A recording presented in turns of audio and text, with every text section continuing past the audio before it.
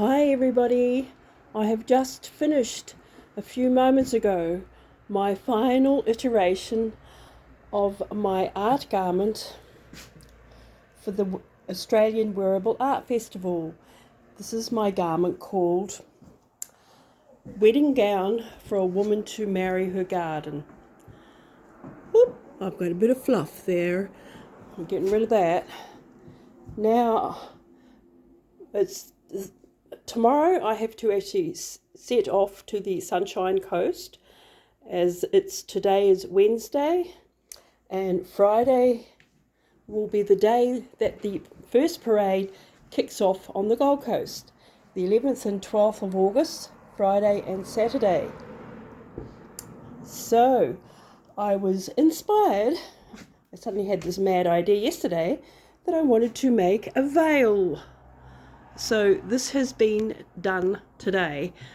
I've made these two strips that hang down the arms of the model on each side, and they've got these big flowery forms on them.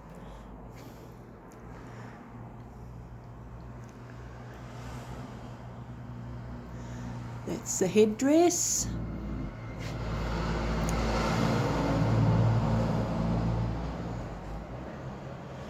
So the veil is actually two narrow strips that hang down each arm. It just happened to be when I found that fluorescent orange tulle last week in the shop in Scone. It was just in two strips like that, so I had to make a veil that was two strips. Also, somewhat belatedly, I've added that gathered tier along the bottom of the skirt. I hadn't been intending to do this initially, but I like the way it finishes that bottom edge. According to my calculations, when the gown is on the model for the runway, that tier should actually be touching the floor. So she'll move along mainly without her feet being seen, or her shoes. Here we go.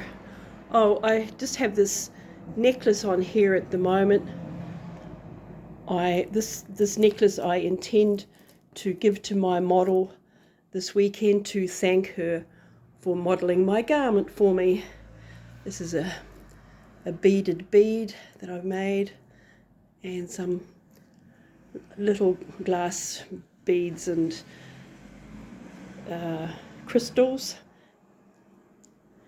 So I am really glad that I took the extra day to make the so-called veil, because I think it finishes it really nicely, that the arms are going to have this piece of textile hanging over them, this piece of transparent veil. I think it's a really nice finish.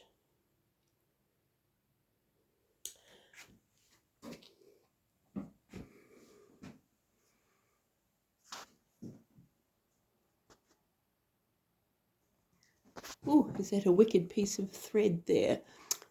Yeah. Okay, so tomorrow Rodney and I get into our old car and set off on the big excursion to the Sunshine Coast. This is about a 12-hour trip, so we'll be breaking it up to stay overnight somewhere and complete the last 3 to 4 hours drive into the Sunshine Coast on Friday morning. Friday morning we have to check in at the venue pretty early, as there will be a full-scale dress rehearsal kicking off at 12 o'clock. Very exciting. So I'm going to be able to meet up with all the fellow contestants, and undoubtedly I will be absolutely amazed at their creations. This is the way that the dress is put on and off. I have this long jacket zipper here, so when it's pulled up to the top and you press the tab down, it locks it off at the top. It's really long. I think it's about 60 centimeters long. As you can see, it goes all the way down here, well below the buttock.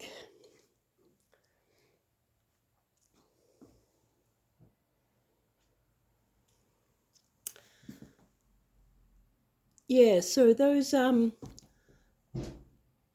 pieces of wood, those wooden struts that I have in the hemline, they are just to make the sides of the dress stand out so that you can see all the embellishment. And of course now I've got the veil over there. Some of that stuff will be hidden.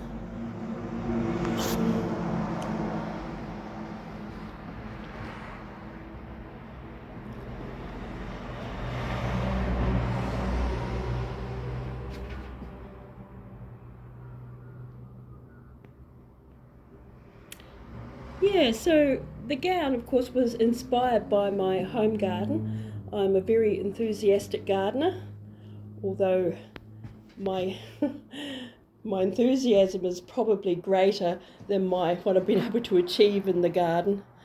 I live in a very challenging region for gardening. We get very severe frosts here, -5. It's a pretty typical winter.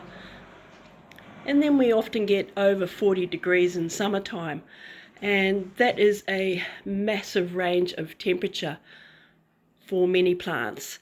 So they have to be extremely robust to survive in this environment. So perhaps my garden wedding dress is rather whimsical and aspirational, because I seldom am able to achieve a similar kind of explosive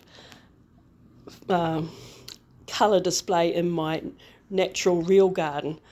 It's often struggling and just hanging in there, especially during the drought seasons, which come pretty regularly being in Australia. We just came out of a really severe one of the worst for about 50 years, 3 years ago. And during that period, I couldn't water my garden. It became illegal to use water for gardening during that period, and probably 2/3 of my garden died.